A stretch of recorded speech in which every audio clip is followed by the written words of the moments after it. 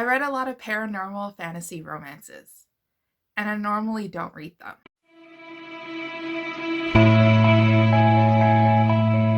Hi guys, welcome back to the channel. Now today I'm going to be doing a video regarding the paranormal and fantasy romances that I have forced myself to read. And I do say forced because I actually don't read this genre normally. I don't read this subgenre of romance normally because it's not something that I found interest in.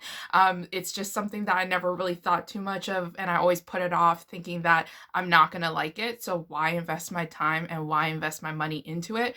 But as you guys may know, my friends Lacey and Jessica from Lacey Book Lovers and Peace Love Books XO love paranormal and fantasy romances, and we are friends that actually hosted a historical romance readathon, and that readathon was a great success. And we asked for feedback from the people who joined us in that readathon, and they all shouted and said, let's do a paranormal and fantasy readathon. And that idea, fully on it, let's do it. I don't really care as long as everybody's enthusiastic. I'm enthusiastic about it, but I'm also kind of like scared and worried. So I decided to jump on into that hype and jump onto that wagon and do a little taste test of paranormal and fantasy romances from very popular authors that are in the traditionally published world. I was going to read a lot of books that were not traditionally published and were self-published and that are available on Kindle Unlimited, but because we're on a time crunch, and also because I lost interest halfway through, I actually didn't end up finishing the Kindle Unlimited romances, although I was enjoying it. I just need to push myself to the finish line. So maybe there'll be a part 2 of this video if I finish it. And if I don't, then you won't see a video about it. The romance series that I read, yes, I forced myself to finish an actual series that is paranormal, is by Janine Frost, and it's called A Night Prince series. And this series is not going to be like super long, or it's not actually super long like the fantasy series that we usually see. There's not like 10 books, 25 books, or like whatever number of books. It's only 4 books, so that's another reason why I chose to read that series. And then I picked up 2 paranormal romances from Lindsay Sands. And if you guys don't know who Lindsay Sands is, she is an author. She is a beast at writing. She writes so many paranormal romances. She wrote so many historical romances. I'm not too familiar with her works. I mean, I've tried to read a lot of her historical romances during the historical romance readathon, but I just never got around to it. I see her name everywhere, so I decided to pick her up, and I always see Janine everywhere as well, so I wanted to see what the hype was about.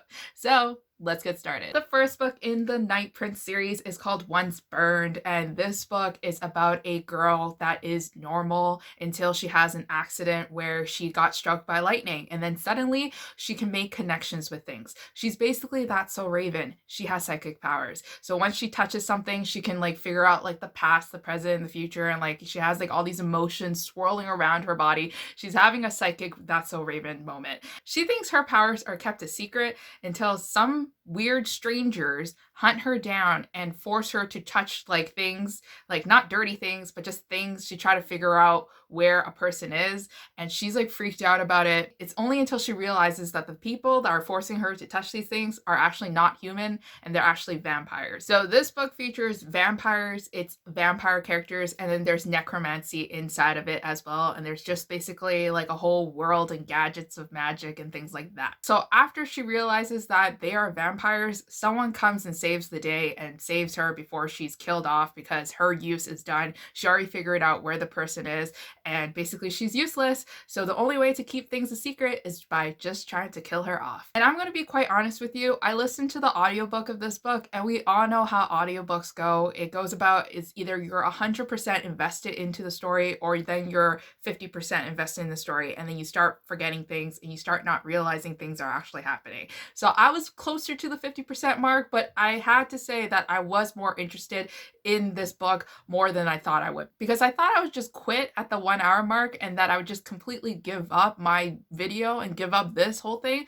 But I forced myself to listen to it, and I actually thought it wasn't that bad. And the reason why it wasn't that bad was because that this book had extreme action scenes. Like, she is always constantly being hunted down.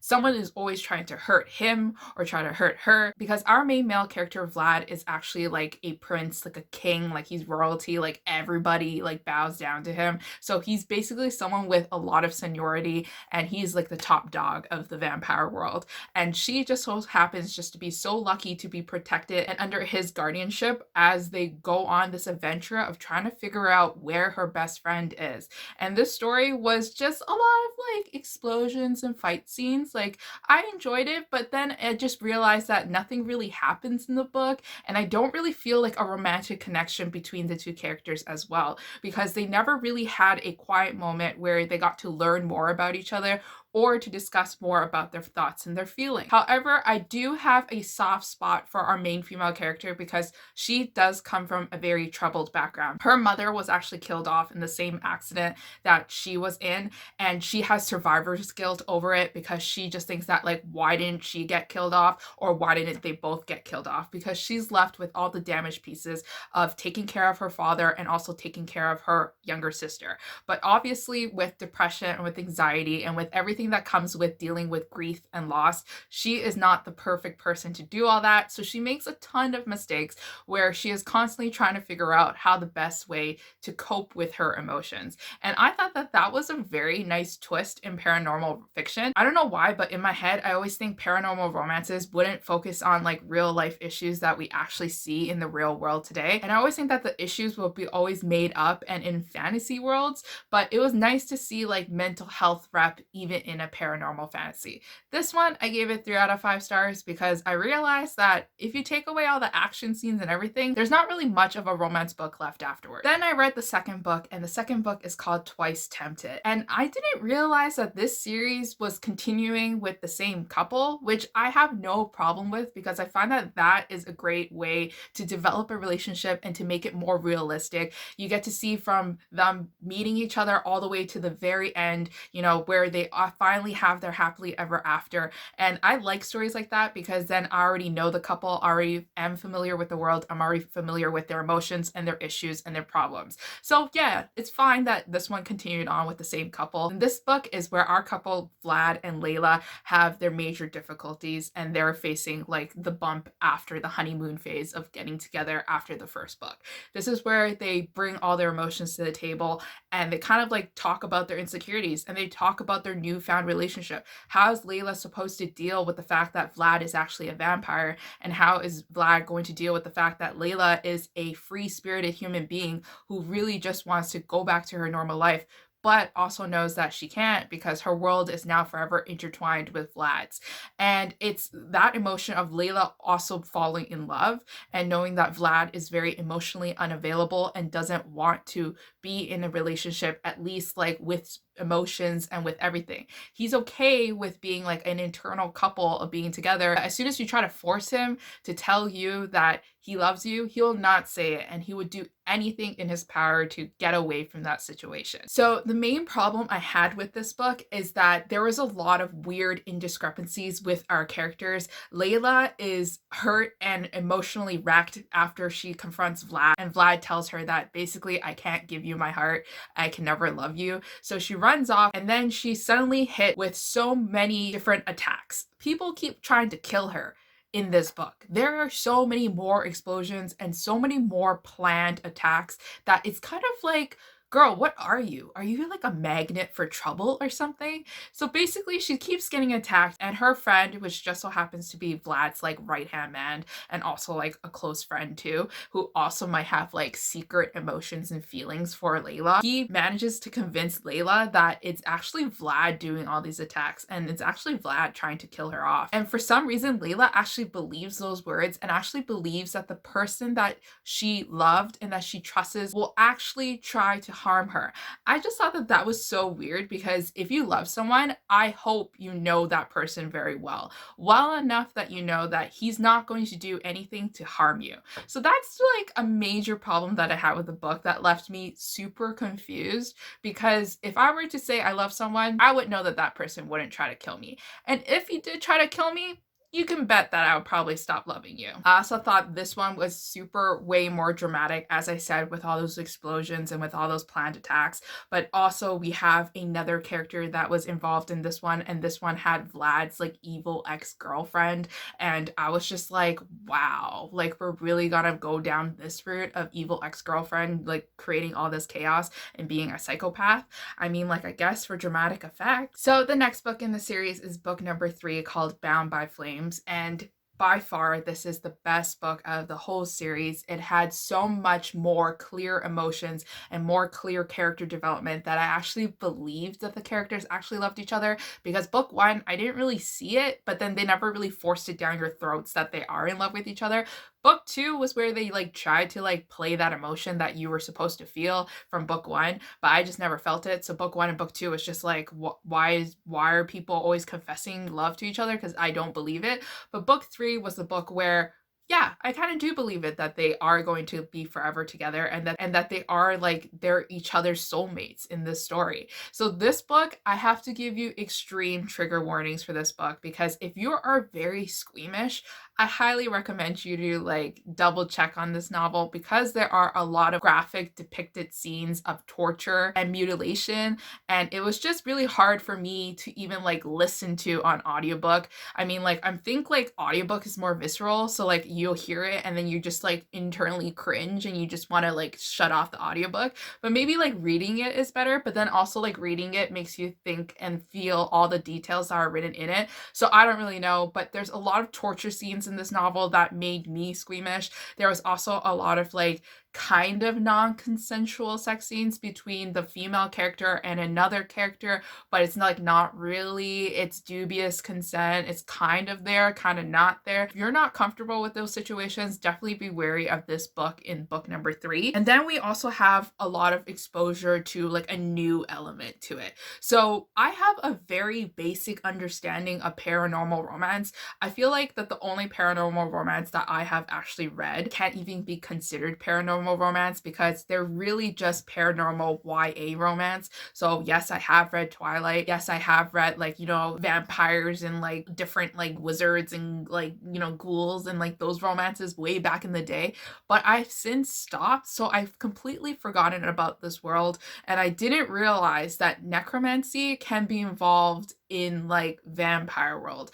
I didn't think that these two things would actually cross. So when they did cross, I was like, oh, so there's magic now. And I thought that was pretty interesting, but like also at the same time, I was kind of thrown off by it, because now we have our main character Layla being bounded to our villain, and anything that hurts her will hurt him, and then anything that hurts him will hurt her. So now they're bounded, and Vlad, our hero, is trying to separate this bound. They just can't figure out a way to break this bound, and it's like really hard to watch, because our main female character Layla is really trying her best to be somewhat of a hero for herself. Like, she doesn't want Vlad to always take care of her, and she doesn't always want to cause issues and problems herself. So she always tries to solve the problems without Vlad, but then also that causes a lot of problems too, because Vlad's like, I need to know what you're doing all the time because you're putting yourself in danger. And then Layla's like, I want to be my own independent woman and take care of it and without burdening you with my problems. And it was heartbreaking to see these two characters kind of like fall apart because of the circumstances that they were put in. It was also very thrilling to watch this bound, because like, I don't know what to do. It just seemed like the story was basically entering this like pit that was just hopelessness. It didn't seem like that there was a way out. And I think that's art in a book, when you read a book and you realize that it's going to be very hard for these characters to come out and have a happily ever after. So I really appreciate this one. I gave this one a 4 out of 5 stars. So after reading book number 3, and after like seeing all this madness and feeling all this angst towards our characters and actually feeling the connection for our characters, I read Into the Fire, which was book number 4 in the series. And this is supposed to be like our grand finale, our grand conclusion. And it was supposed to be epic. It was supposed to wrap up all the like the, you know, the little ties, and it was just supposed to make you feel good. But the only thing that it made me feel was boredom, because I was extremely bored. I felt like that the whole story was just stretched because it just seemed like there was like nothing else to say, there was nothing else to do. So they're just trying to like drag it out until they finally come upon their final solution, which I already forgot what they did. So that kind of tells you something. And we're having these two characters actually separate for this book, and they go off and they do their own things for a bit, and it's frustrating to see, and it's also annoying to see sometimes when like a couple breaks apart. It's annoying sometimes when you're reading a book and you have a couple that actually tries to break apart because they're off doing their own things to try to solve the same problem. Like I don't really like that in a story, because it's just like, guys, just stick together, be together, please. Like there's really no reason for why, like, you know, you guys are go off on your own ways trying to solve this mysterious case.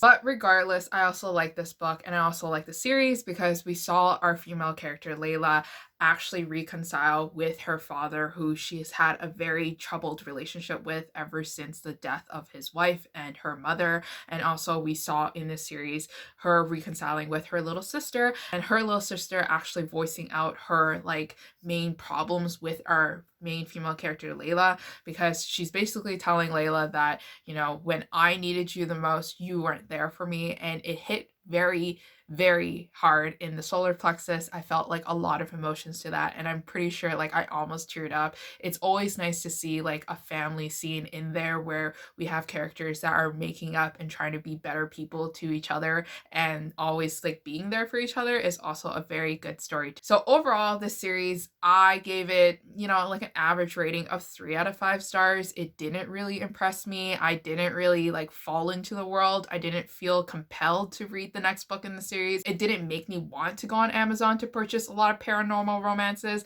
It didn't make me, you know, want to like gush to my friends and tell them like, hey, you should check these books out. So it's very basic, and I didn't love it. I didn't hate it, but I continued anyways for this video. So after that series, I kind of thought to myself, you know what, that's kind of like a good taste test of the genre already. You kind of already got 4 books down, and you can already make a video about it. So like, why force yourself to like read other ones? But then I was like, hey, you know what? If you're gonna do a proper taste test, you at least have to try another author, and you at least have to try another series. So I decided to go with Lindsay Sands. And Lindsay Sands, like I said again, has written a series that is literally like 20 plus books. And I was very nervous about it because I was like, but I just want to read one. I don't want to read the whole 20 series. So when I saw that the first book, A Quick Bite, was available on Libby, which is my library app, which is an audiobook app, I decided to give it a quick go. Now, this audiobook was a little bit longer than the books by Janine Frost, but I figured, hey, maybe the reason why I didn't like those books was because it was too short and it didn't give me enough time to build the story. So I decided to pick this one up, and it was 12 hours long, but I got through it. So A Quick Bite is book number 1 in the Argonauts series, and this book tells a story of a female vampire called Lysiana. And Lysiana kind of has a quirk. Her quirk is that she basically is very scared of blood, and anytime she sees blood, she actually passes out. So what that means is that she can't actually use a blood bag, which is what normal vampires in the series kind of use. So they use blood bags because they realize that if they use blood bags, it's better than hunting down people, because if they keep hunting down people, people are going to start realizing that vampires are a thing, and then they're going to hunt down their race. And so they decide to keep it like clean by just using blood bags. But because Lysiana is scared of blood, she can't actually just drink from blood bags. So she actually does like a few hunting trips, but very quietly, and she like spreads it around so she's not drinking fully from like one person. But the only problem with the feedings that she does have is that the people that she feeds off of, they're not normal citizens. She likes to pick the ones from the homeless shelters. She likes to pick the ones from churches that are staying over because they have no place to live and they're homeless. And these people are deemed as people that kind of use drugs, and they actually always drink and they're intoxicated. That in turn makes the blood tainted with alcohol, tainted with substances, and it makes Lysiana sick. And Lysiana's mother is very caring for her and is very concerned about her because she doesn't want her to end up like their father, who turned into an alcoholic because all he did was drink from people who kept drinking. alcohol. So when Luciana goes back home and she thinks that her present is actually a male tied to her bed and it's her feeding time, she is shocked when she realizes that that male tied to the bed is actually not her present, and is actually a psychologist that was captured by her mother, because her mother wants that psychologist to help Luciana get rid of her phobia of blood so that she can properly feed like other vampires. And this is the story of them meeting each other under weird circumstances. You know, like it's not every day where you meet your future boyfriend or your future husband or your future life mate tied to a bed. So I thought that the beginning of this novel was very cute and it was very cozy. Like it was a cozy paranormal romance where I kind of sunk my teeth into, ha, no pun intended, into the story, and I enjoyed it. But then I realized that the 12 hours was a little bit 12 hours too long, because while we got to know the characters and we saw the characters get to know each other and that they were constantly talking and talking and talking, I also realized that the plot wasn't moving any forward, and I realized that they were still stuck in the same scene and the same house even with 5 chapters in. And overall, this book was kind of boring because of that. Because there wasn't no action that can be interested into the story. There was only just kind of like pure romance that kind of just felt like contemporary romance at one point. Because if you're just gonna stick like vampires into the story, can't they at least have more supernatural abilities? Can't we have more supernatural scenes?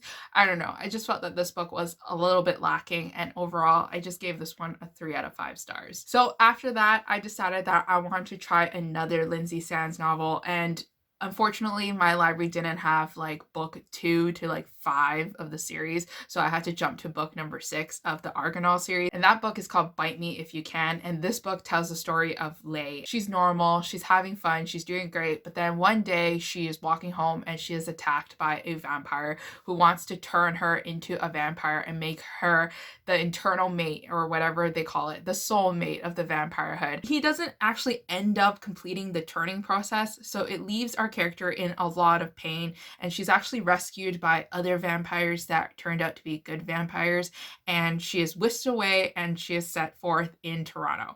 Oh, by the way, did I mention that this whole series actually takes place in Canada and actually in Toronto, and that they actually have like a lot of accurate references to Toronto, which I really appreciated, because if you guys don't know, I used to live in Toronto, and now I live in a city near Toronto, and I go to work in Toronto. So I don't know, I just love that part in the series because it was more realistic. But anyways, in Toronto, Leia is actually taken care of by a guy named Lucien, and Lucien is actually a vampire. And Lucien first showed up in the scene in like, he was like naked without a shirt, but only with an apron on, and it was like, huh, I didn't know, like, you know, bad boy vampires actually clean the house. So he was actually just doing chores and cleaning the house.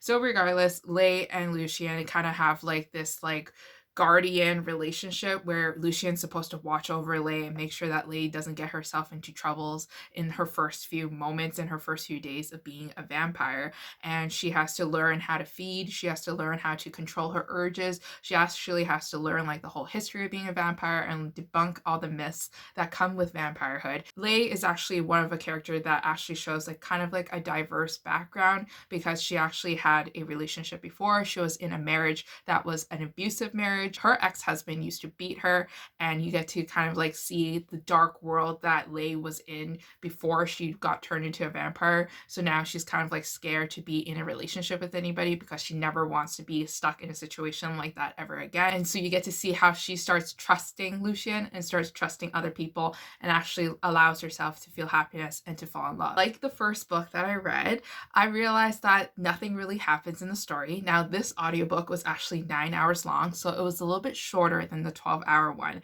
But also at the same time, nothing really happens to make me feel like I'm a part of a different world. It just felt like the vampires were just put into that story just so that they could call it a paranormal romance. And I just didn't really feel for the characters. I didn't feel for the plot because nothing really happened. They were just living with each other. They were just vibing with each other. But then that was about it. So this book was a mediocre book at best, and I actually struggled so hard to actually finish it, and I ended up giving it a 3 out of 5 stars. But anyways, that is it for all the paranormal romances that I have forced myself to read. I say forced because there was a lot of books that I didn't want to finish, but I continued to force myself to read it because I really, really actually honestly truly want to give paranormal a chance and to actually read fantasy romances as well. And I know you guys have a lot of recommendations to give me. So go ahead, go forth in the comments. Let me know who your favorite authors are. Let me know what your favorite titles are. Let me know the title that got you into that romance. And I'm going to pick a few and then I'm going to try to see if I'm going to like it. I hope you guys enjoyed this video. And if you guys did, make sure to subscribe, give me a thumbs up, and I'll see you guys next time. Bye.